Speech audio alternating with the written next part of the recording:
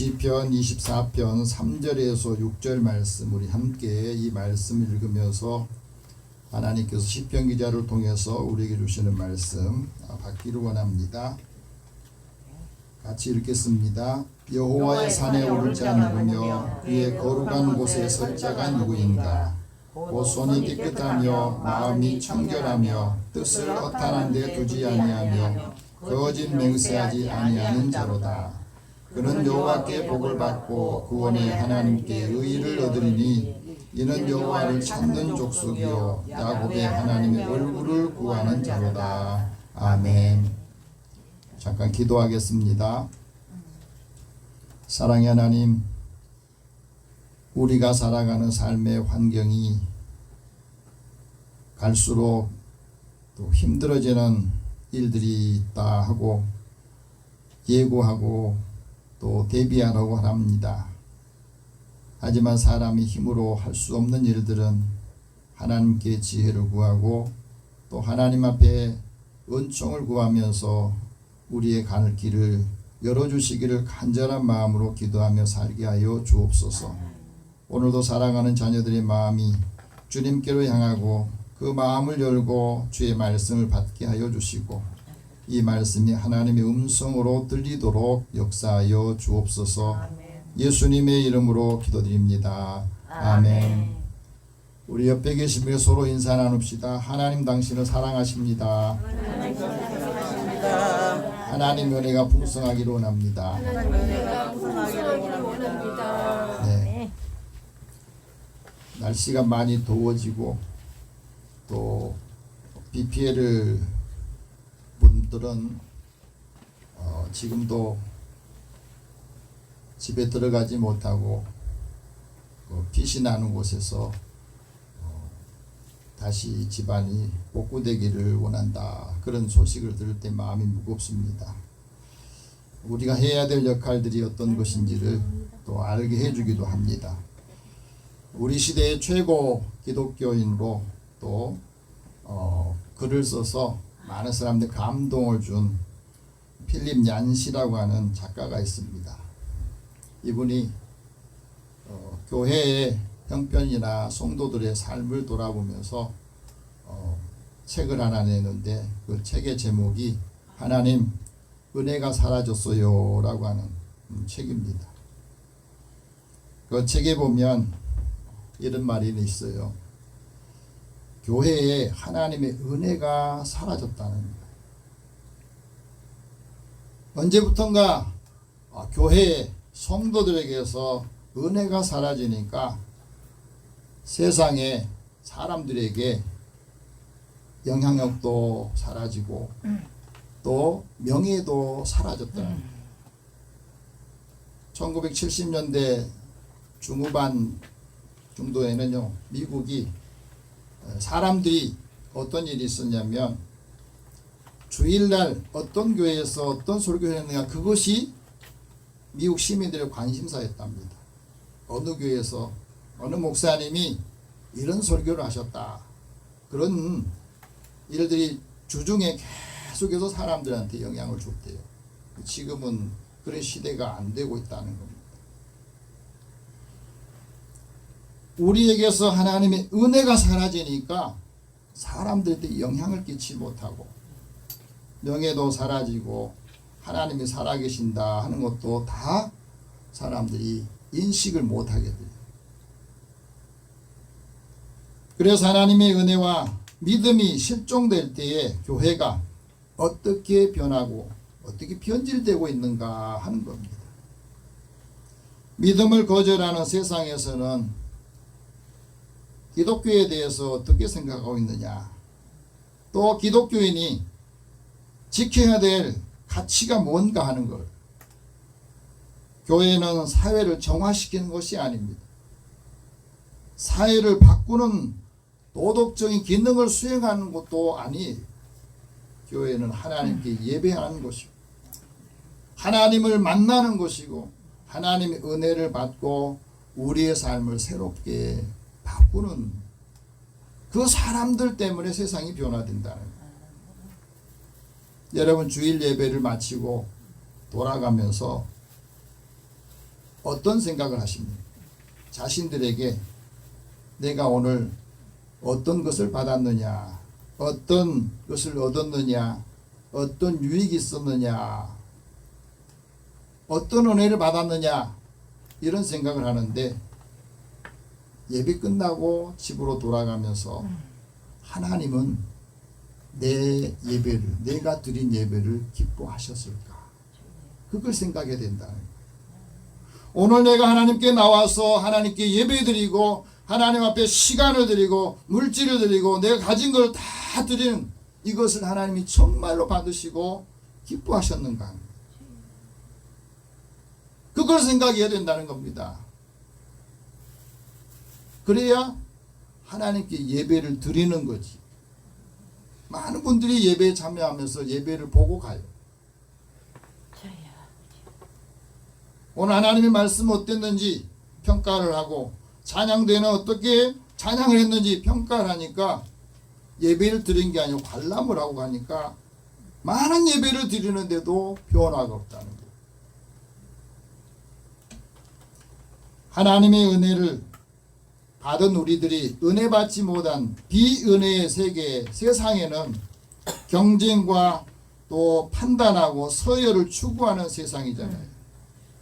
교회는 하나님께 받은 은혜를 행동으로 보여주는 그 은혜가 존재하는 곳이 교회라는 겁니다. 이게 명확하게 구별이 돼야 된다는 거예요.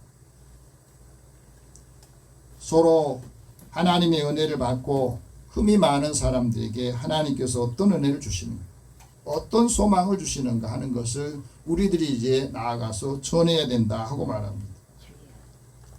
여러분, 우리가 살아가면서 때로는 경험하지 못한 고통이 있고 경험하지 못하는 사건 사고로 인해서 많은 사람들이 충격을 받을 때 대부분 이렇게 말해요. 하나님 도대체 어디 계시는 겁니까? 왜 나에게 이런 고통을 주십니까? 하고 많은 분들이, 믿음이 좋다고 하는 분들도, 신앙생활 오래 했던 분들도 충격을 받을 때는 하나님에 대한 원망의 소리가 그냥 그대로 나와요. 그런데 우리 삶에 있어서 고난이라고 하는 것은 없는 게 아니라 하나님은 고난이 닥칠 때 그 고난을 없애주는 게 아니고 고난과 동행하시면서 그 고난을 통해서 하나님 우리에게 들려주신 음성을 듣기를 원하시는 거예요. 악을 손으로 바꾸고 위기를 기회로 바꾸고 하나님께서 하시고자 하는 그 뜻을 알기를 원하신다는 겁니다. 그래서 은혜라고 하는 것은 세상의 명성과 권력과 부를 쫓는 세상의 풍조와 완전히 다르다는 것을 말합니다. 예수님은 은혜에 대해서 산상수훈에서 이렇게 말합니다. 하나님이 주시는 복은 가난한 사람이 복이 있다 그랬어요. 가난한 사람이 복이 있다. 심령이 가난해야만이 하나님을 찾고 하나님 앞에 자신의 모든 것을 맡기기 때문에 그런 거예요. 그럼 심령이 부자가 되면요, 그냥 들었던 말씀 또 뭐 들을 게 있나 생각하는 그런 말씀으로 들려지면 하나님의 음성이 안 들린다는 거예요. 의를 위해서 핍박받은 사람이 복이 있다 하는 말씀하잖아요. 은혜는 탕자가 집안에서 아버지 사랑을 느끼지 못하고 자신의 것이 아닌 아버지 것을 가지고 다 탕진하고 이제 먹을 것이 없어 고통스러워할 때 다시 집을 그리워하면서 아버지를 찾아온 그 아들을 기다리는 아버지의 마음이 바로 하나님 마음이요, 하나님 마음이 은혜라고 하는 거예요. 은혜는 우리에게 주신 분이 값을 다 치르기 때문에 우리가 값을 치르지 않아도 됩니다. 불가항력적인 그런 상황에서 하나님 우리를 사랑으로 기다리고 계시고 그 사랑의 복음이 우리 삶의 은혜라고 하는 거예요. 여러분, 세상이 하나님의 은혜에 목마를 때에 교회가 세상을 향해서 세상 사람들에게 뭘 줘야 됩니까? 우리가 받은 은혜를, 내가 받은 은혜를 나눠줄 줄 알아야 됩니다. 근데 문제는 내가 받은 은혜가 있어야, 은혜가 풍성해야 나눠줄 수 있지 않겠습니까? 하나님 말씀을 들었는데 그 말씀을 하나도 기억하지 못하면 전해줄 수가 없다고 합니다. 은혜가 풍성하지 못하면 은혜를 나눠주지 못합니다. 교회가 하나님의 은혜가 다 어디서 사라졌느냐? 어디로 사라졌느냐? 교회의 은혜가 어디로 사라졌습니까? 그건 바로 복음이 변질됐다고 하는 거예요. 그리고 우리 신앙이 자본주의 신앙에 그 찌들려 있어가지고 모든 게 자본화되어 있는 것으로 복음을 대체하고 있기 때문에 은혜가 사라져 버렸다는 거예요. 그래서 불화 또 불평하고 또 분열하고 있는 이 시대에 우리가 그리스도 밖에 교회 밖에 있는 사람들에게 하나님의 은혜의 소식, 좋은 소식을 전하지 못하고 있습니다. 그래서 교회 밖에 있는 사람들, 하나님의 은혜 밖에 있는 사람들이 교회에 대해서 별로 관심이 없습니다. 갈수록 교회에 대한 영향력이 없기 때문에 하나님 믿지 않으려고 하는 사람들, 관심이 없는 사람들이 굉장히 많아요. 우리나라도 신앙에 대한 관심이 없는 사람이 60%, 우리 국민의 60% 이상이 관심이 없어요. 앞으로는 더 그 비율이 더 높아지겠죠. 그래서 하나님께서 히브리서 기자를 통해서 이렇게 말씀합니다. 너희는 하나님의 은혜에 이르지 못하는 사람이 없도록 해라. 이 말을 바꾸면 모든 사람이 하나님의 은혜에 이르도록 하라는 거예요. 쓴뿌리가 나서 괴롭게 하여서 많은 사람이 이것 때문에 더럽게 되지 않게 해라. 문제는 우리 안에 쓴뿌리가 지금도 잘려지지 않고 다 캐내지지 않기 때문에 그것이 자꾸 걸리는 겁니다. 은혜에 목말라 한 사람들을 예수님께서 제자들에게 가서 너희가 그것을 전하라고 특권을 주셨잖아요. 하나님의 능력을 전하라고 특권을 주셨는데 이 은혜를 가장 잘 전하려면 어떻게 해야 되느냐? 하나님의 선하심을 맛보라는 거예요. 그리고 하나님께 피해서 복을 받아야 그것을 나눌 수 있다. 하나님의 은혜가 함께 임할 때에 하나님의 선하심과 인자하심이 나를 따르고 내가 여호와의 집에 영원히 사는 그 모습이 사람들에도 보여지고 느껴지고 알게 될 때에 믿음의 사람들을 귀하게 여기고 함부로 하지 못하는 것을 우리에게 말씀하고 있습니다. 그래서 하나님의 능력, 내세의 능력을 맛보는 시간이 되기를 축복합니다. 하나님의 인자하심을 맛보라는 거예요. 오늘 하나님께서 시편 기자 다윗을 통해서 우리에게 하나님의 은혜와 영적인 축복을 맛보라 하는 말씀을 하십니다. 교회와 성도들이 하나님의 은혜와 영적인 축복을 받으려면 어떻게 해야 되느냐? 하나님을 만나려고 하나님의 산에 올라가야 된다. 지금은 많은 분들이 기도원에 잘 안 올라가죠. 교회도 잘 안 옵니다. 멀리 가지 못하면, 높은 산에 가지 못하면, 기도하는 그 산으로 가지 못한다면 교회라도 와서 이것이 하나님을 만나는 그 장소가 되어야 되는데 그렇지 못하고 있습니다. 오늘 3절 말씀 다시 봅시다. 여호와의 산에 오를 자 누구며 그의 거룩한 곳에 설 자가 누구인가? 여기서 여호와의 산이라고 하는 이 표현은 하나님은 산의 신이라 하는 말이 있어요. 그리고 하나님께서는 여호와의 산에 올라가서 하나님을 만나야 그 만남을 통해서 영적인 축복을 받게 되는데 하나님께서 말씀으로 산을 만드시고 산을 세우시고 그 산에 임재하셔서 하나님 말씀을 주셨거든요. 그래서 우리에게도 하나님의 산에 여호와의 산에 왜 올라가야 되는가 하는 것을 말씀합니다. 그건 바로 여호와의 산에서 준비할 그 말씀이 최초로 했던 사람이 바로 아브라함이에요. 아브라함이 100세에 이삭을 얻었습니다. 100년 기다리고 아들 이삭을 얻었는데 하나님께서 네가 가장 귀하게 여기는 그 아들을 나한테 번제로 바쳐라. 이 번제는 다 태워서 드리는 거고 그래서 그 말을 듣고 아브라함은 고민하지 않고, 물론 고민이 없었겠습니까? 그러나 하나님께서 주셨으니 하나님께서 바치라 하니까 그 아들을 바치기 위해서 아내한테, 아들한테도, 이삭한테도 아무 말하지 않고 그것을 묵묵히 준비를 해요. 아마 이 말씀을 저와 여러분에게 했다가 하면 아마 시험 크게 넣었을 겁니다. 나 예수 안 믿겠다고. 이런 하나님이 어디 있냐고.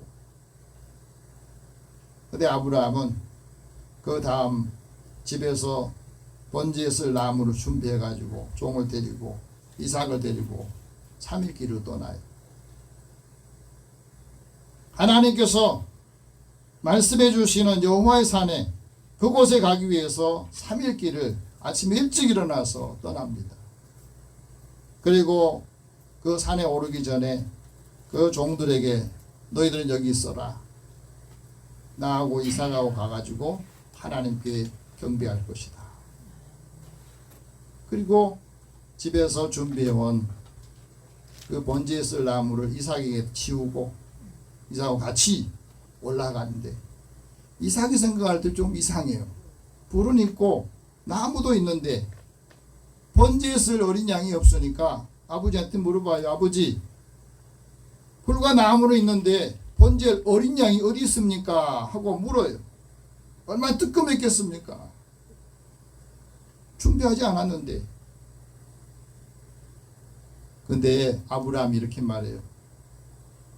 내 아들아, 번제할 어린 양은 하나님이 자기를 위하여 친히 준비하실 것이다. 이 말씀 자세히 보세요. 하나님이 나를 위해서, 너를 위해서 친히 준비할 게 아니라 하나님이 하나님을 위해서 친히 준비하겠다고 하는 거예요. 이게 아브라함의 마음이고 아브라함의 생각, 아브라함의 믿음이었거든요. 굉장히 중요한 것을 말해요. 하나님 당신이 나한테 말씀하셨으니 이제 나를 위해서 준비한 게 아니라 하나님 자신을 위해서, 하나님 자기를 위해서 친히 준비할 거다. 그러고 가는 거예요. 이게 우리가 시험을 이길 수 있는 비결이에요.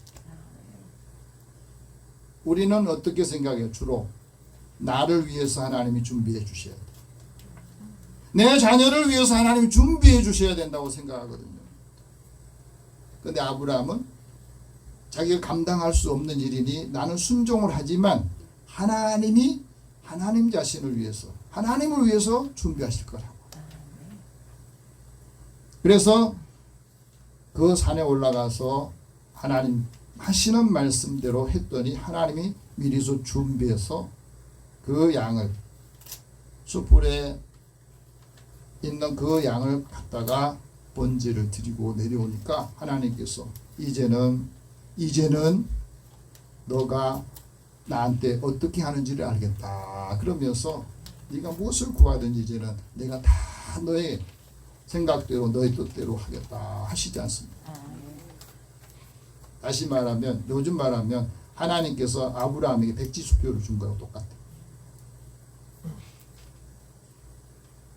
하나님은 모세를 만나 주셨을 때도 모세에게 이렇게 말씀합니다. 여호와의 산에서 불꽃, 꺼지지 않는 불꽃 가운데서 하나님께서 만나시고 너가 하나님을 만난 그곳이 거룩한 곳이다. 그러니까 그 거룩한 곳에 내 신을 보수라 하는 말씀합니다. 여호와의 산에서 믿음의 사람들은 하나님을 만나고 그가 해야 될 역할들을 어떻게 해야 되는지 그것을 듣고 그대로 실행했던 거예요. 이사야 선지자를 통해서도 말합니다. 말일에 여호와의 전에 산이 모든 산 꼭대기에 설 것이다. 모든 작은 산들 위에 뛰어날 것이니 만방이 그리로 모여들 것이다.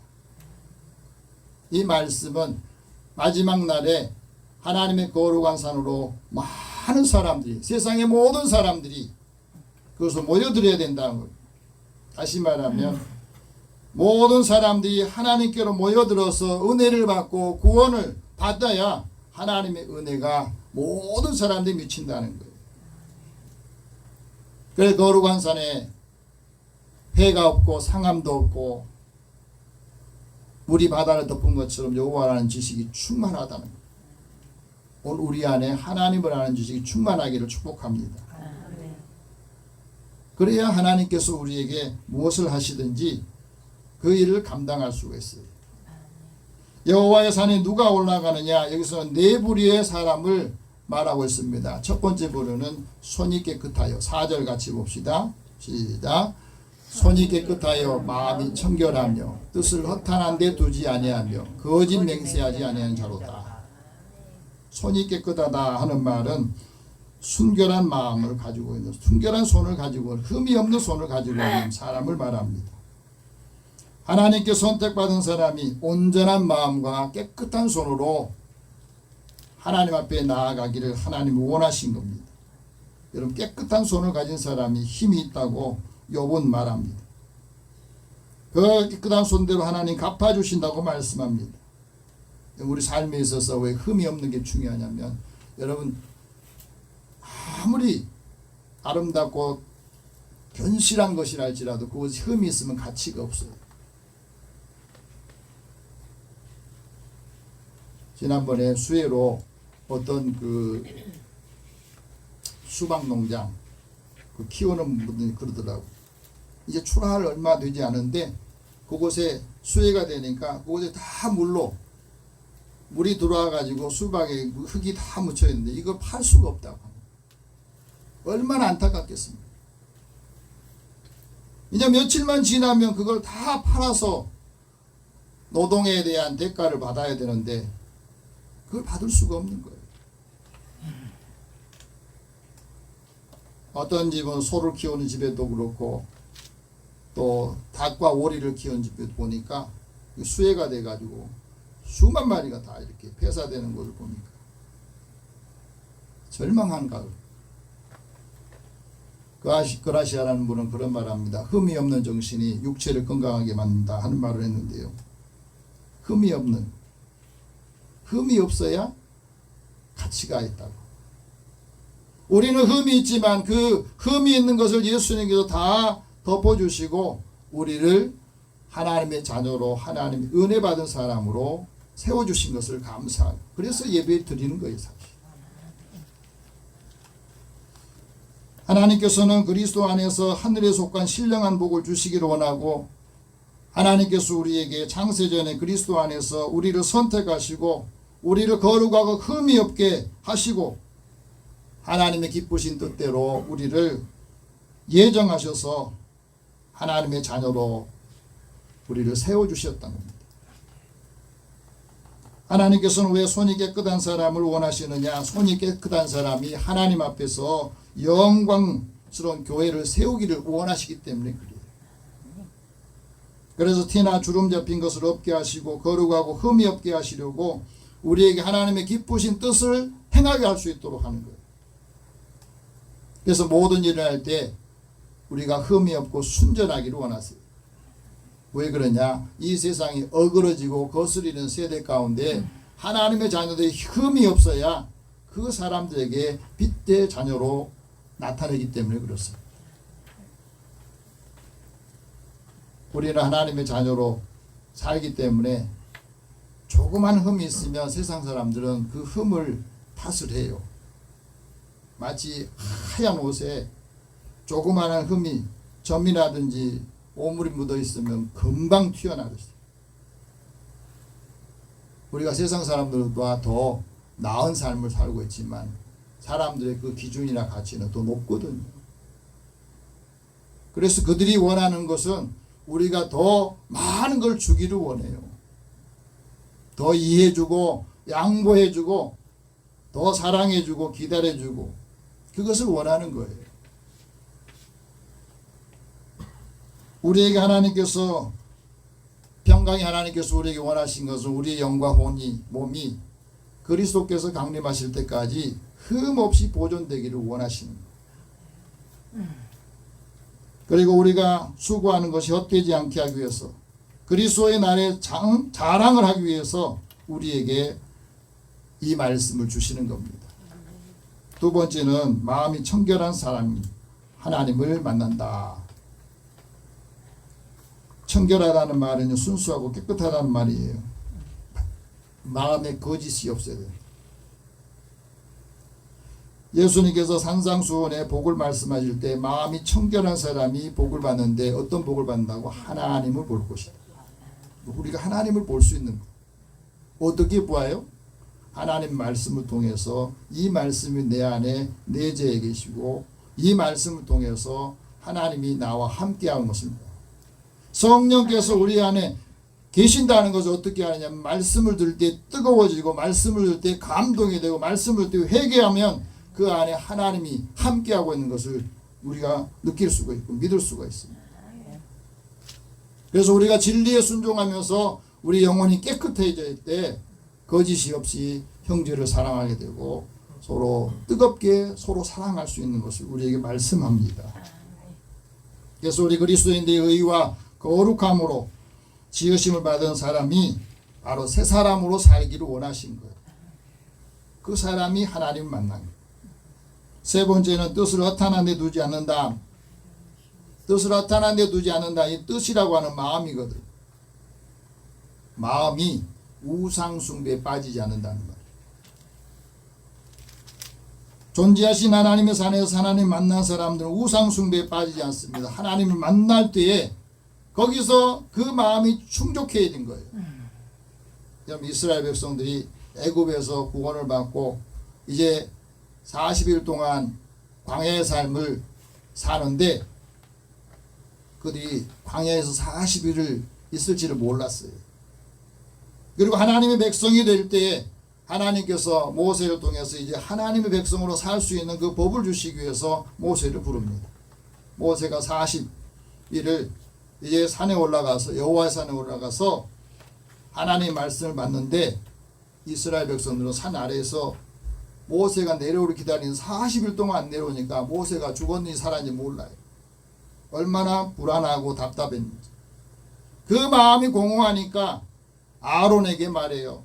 우리를 인도할 신을 만들어내라. 너의 형제들이 우리를 여기까지 이끌어 왔으니까 모세는 내려오지 않고 어디 있는지 모르니까 이제 우리를 인도할 신을 만들어내라고 합니다. 그러면 아론이 잠시 기다려봐라. 하나님께서 뭔가 말씀하시고 어떤 것이 있으니까 그러면 될 텐데 아론도 그 생각을 못하고 신을 만들기 위해서 너희가 애굽에서 나올 때 이 귀골이라든지 또 금붙이 있는 거 다 가져와라 그래요. 백성들이 다 귀에 있는 거 귀골이 또 목걸이 뭐 할 것 없이 다 금붙이를 다 가져와서 그걸 가지고 녹여가지고 칼로 조각을 해서 금송아지 상을 만들잖아요. 만들어 놓고 보니까 이스라엘 백성들이 뭐라고 하냐면 이스라엘아 이것이 너희를 애굽 땅에서 인도해낸 너희의 신이다 이렇게 말하면서 춤추고 환락의 파티를 하고 있어요. 하나님 그걸 다 보고 계시잖아요. 이스라엘 백성들이 금송아지 상을 만들어 놓고 그걸 보면서 이것이 애굽에서 인도한 너희의 신이라고 말할 정도가 됐으니 하나님 보실 때 얼마나 안타깝겠어요. 여러분 사람의 마음이요 공허해지면 반드시 우상을 만듭니다. 돈이 우상이 되든지 자식이 우상이 되든지 우리 삶에서 우상이 되는 게 굉장히 많아요. 그 우상이 있는 한 하나님이 그와 함께 할 수가 없고 우상 때문에 근심이 더 커지는 거예요. 하나님의 산에 올라간 사람이 주의 손에 자신의 영을 부탁하고 그 말씀을 통해서 힘을 얻게 된 겁니다. 그래서 그 마음이 허탄한 데 두지 않은 사람이 하나님을 만난다 하고 말합니다. 세 번째는 거짓 맹세하지 않은 사람이 하나님을 만난다. 거짓 맹세라는 말은 그 마음 속에 간사한 마음이 있다는 거예요. 거짓은 마귀가 주는 마음이거든요.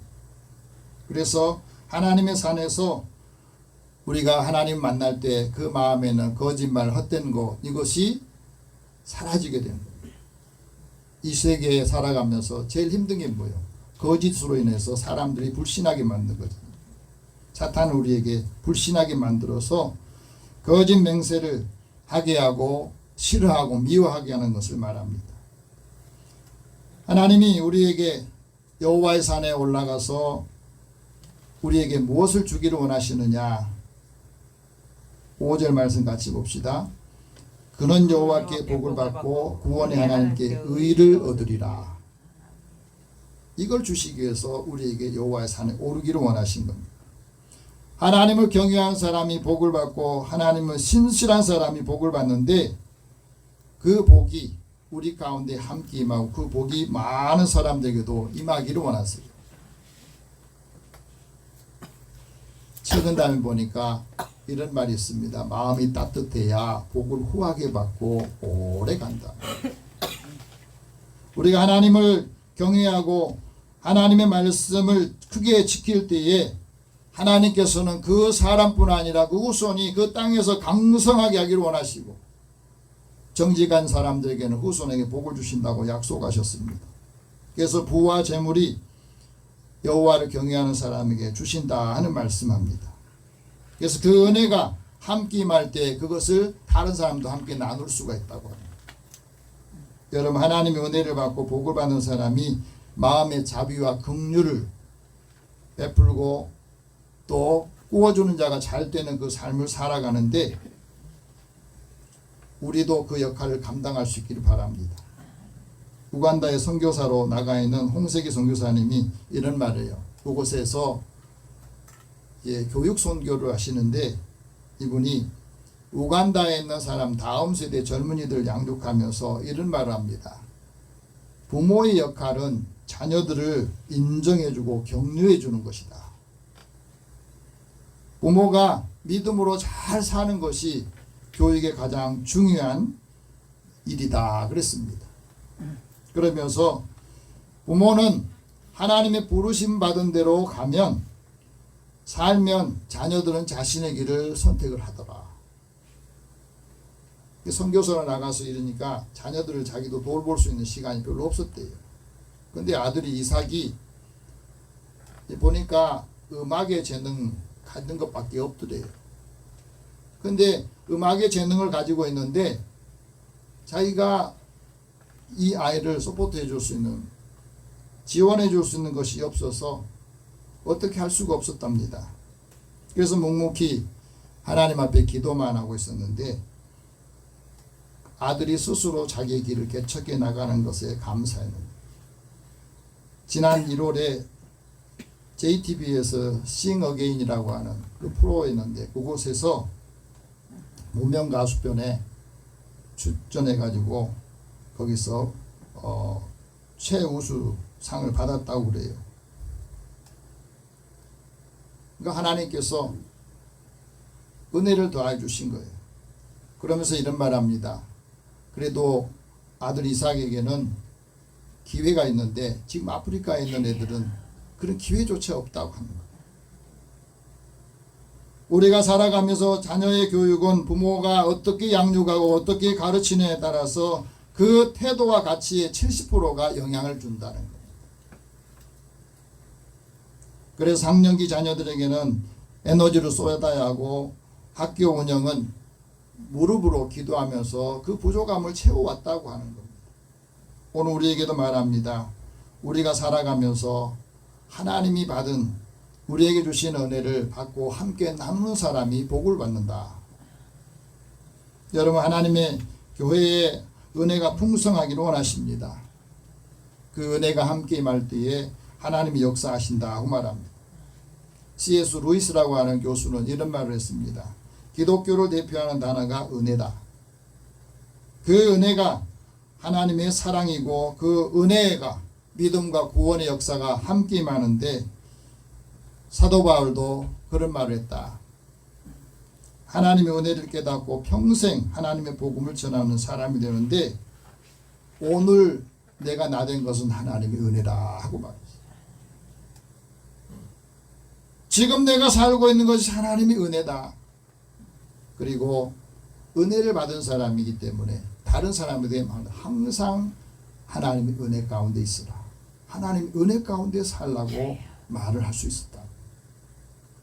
여러분, 하나님 교회가 존재하는 이유가 뭡니까? 그건 바로 내가 받은 은혜, 내가 받은 삶을 이제는 그 사명을 가지고 복음을 전하는데 내 모든 생명을 쏟아부을 수 있는, 그것이 하나님 주신, 내게 은혜 주신 것이다. 우리는 어떻습니까? 이제 하나님의 은혜를 받고 그 은혜가 풍성해야 다른 사람에게 충분하게 줄 수가 있습니다.